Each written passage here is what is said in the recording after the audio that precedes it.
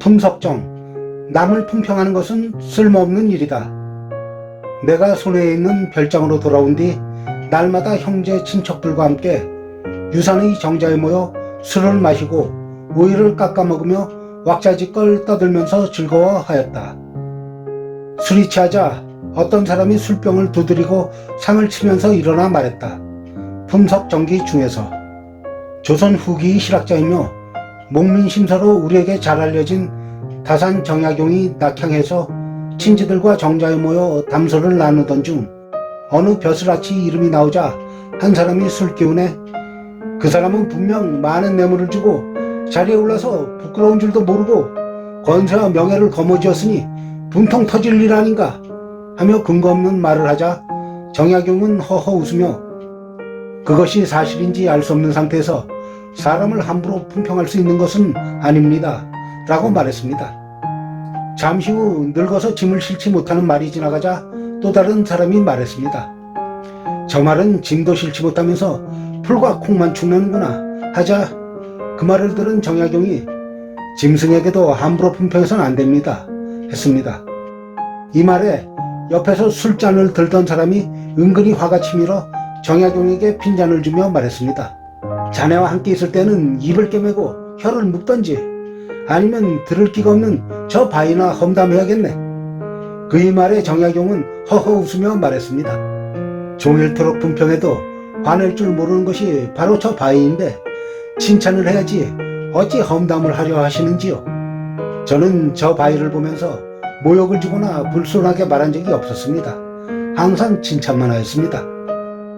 정약용은 이 말로 참된 품평은 칭찬에 있음을 강조했습니다. 정약용은 이후 이런 말을 남겼습니다. 남을 품평하는 것은 참으로 쓸모없는 일이다. 그런데도 사람들은 남을 평가하느라 많은 시간을 쓸데없이 허비하고 있으니 얼마나 안타까운 일인가. 이 이야기는 정약용이 쓴 품석정기에 나오는 내용으로 고향 마을에 있는 정자에서 어울렸던 사람들과 나눈 대화를 기록한 것인데 이 일화로 인해 그들이 담소를 나누던 정자는 바위마저도 칭찬해야 한다는 의미의 품석정이라는 이름을 얻게 되었습니다. 그리고 고려시대 말부터 해서 조선시대 때 서당에서 기본 교재로 사용하며 아이들의 필독서였던 명심보감 언어편에 보면 전한시대 때 학자인 군평이 말한 이런 구절이 나옵니다. 군평이 말하기를 구설자 화환짐은 멸신지부야. 입과 혀는 화와 근심의 근원이요 몸을 망치하는 도끼와 같다는 뜻인데 이걸 연산군이 악용하여 폭정을 바로잡고자 바른 말을 하는 신하들에게 이 글을 새긴 패를 가슴에 달고 다니게 한 유명한 일화가 있습니다.